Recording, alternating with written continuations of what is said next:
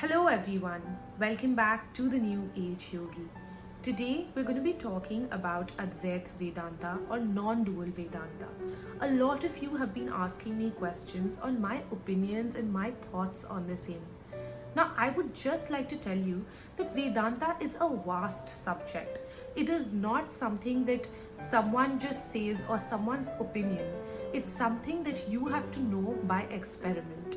And today, here, I am just going to talk to you about this one experiment that you and I are going to do together to find out what the root cause of consciousness is. We're going to be talking about how to get to what consciousness truly means. And so I would like for you to come with me on this expedition so that the two of us can totally understand what the reality of life is.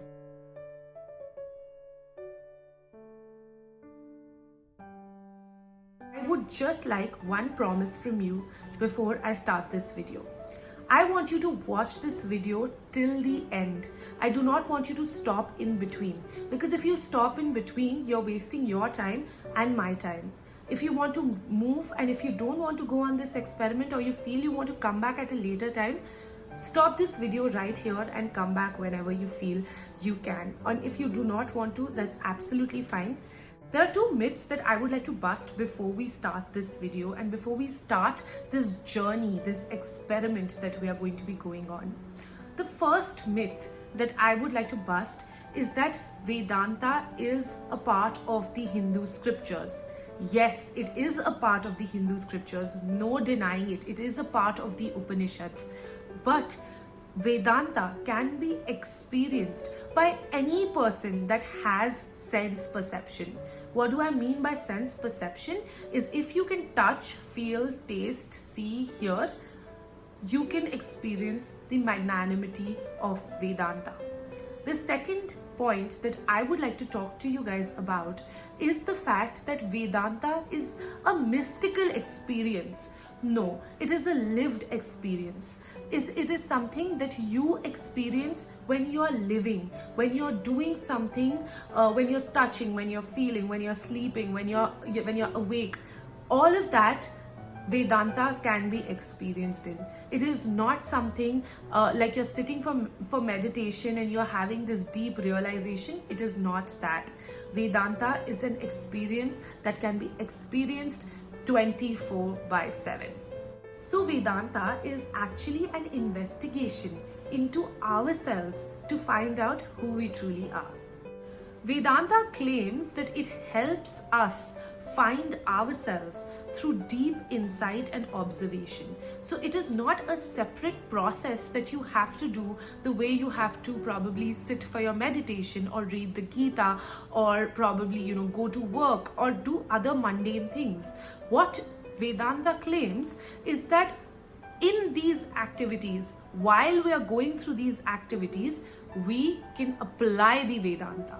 So in this experiment, I am going to be taking you step by step through each process. And what I want you to do is give me your undivided attention for the rest of the video. What I am going to be doing is taking you from the outermost experience that you have to the innermost experience, or the most subtle form of experiences that there are, and thus we are going to be coming to a conclusion as to what consciousness is. Two concepts that I really want you to understand: the concept of the seer and the seen. Now right now I am looking at the camera, so my eyes are the seer and my camera is the seen. The same way you are looking at me through your phone or your laptop, but who is looking? The eyes are looking, right? So the eyes are the seer and the screen that you're looking at right now, that is the seen. So now the obvious conclusion that we can draw out of this is that the seer, which is the eye, and the screen, which is the seen, are different. They are distinct. They are different from each other. They're not the same, correct?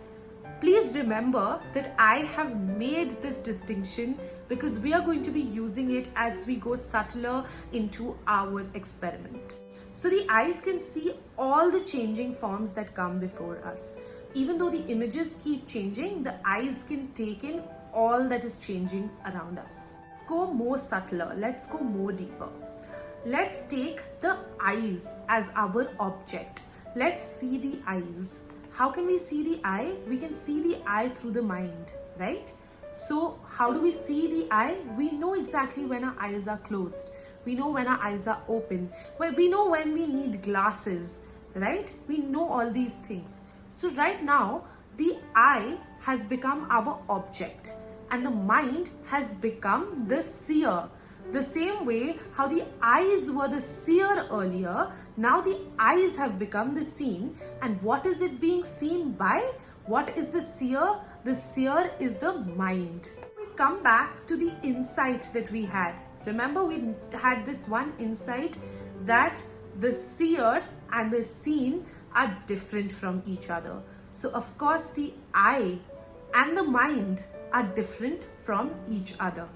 That is something that we've established. So the mind can not only observe the eye, the mind can also observe various parts of the body. It can observe its organs, it can observe your hands, it can observe your feet. And so the mind and the body are different, correct? So like we established earlier that the seer and the seen are different from each other, the same way the mind and the body are now different from each other. They are not the same. Now let's go deeper. At any point, if you feel that you're not understanding, you can always pause the video and rewind and watch it again and understand better. It is not a concept that can be easily grasped. I understand because it took me a long time to grasp this. So please make sure that you pause, stop and understand and then come back and follow the video. There is nothing wrong with that. Now let's go to a more subtle form. Let's go to the mind, for example, and see it as an object.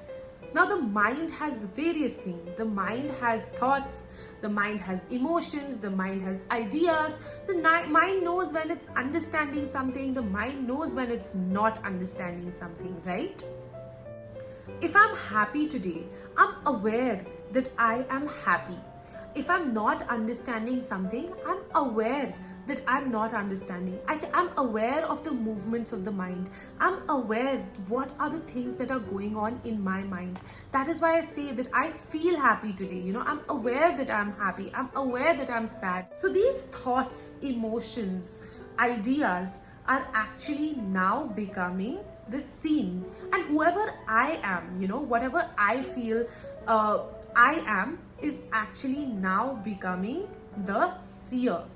Now I am the witness of the workings of my mind, right? And whoever I think I am, I may be anyone, but I know that I can see the workings of my mind happening. So we've established earlier that the seer and the seen are distinct from each other. So I am just aware of the workings of my mind. I am not the mind. I am just a witness of the mind. So since the seer and the seen are different from each other, I must not be the mind. So we mostly think that we are the mind. We are most closely related to the mind. The ideas that we have, we are most closely related to our likes, our dislikes. We are most closely related to the narrative that we think is our story, and that is why we relate most closely with the mind. But then Vedanta tells us that if you can examine the contents of your mind, if you can be aware of the contents of your mind, then there is no possibility that you are the mind, right? So the one that is witnessing is the consciousness or the awareness. First experiment that we did told us that we were not something which is outside of us, right? Which is the fact that we are not this camera. The second experiment that we did with the eye, that told us that we are not the body. The third experiment that we did told us that we are not even the mind. So now we come to a subtle form which is called consciousness. Now, can we divide consciousness even further and try to observe consciousness itself? I would love to know your insights in the comment section down below.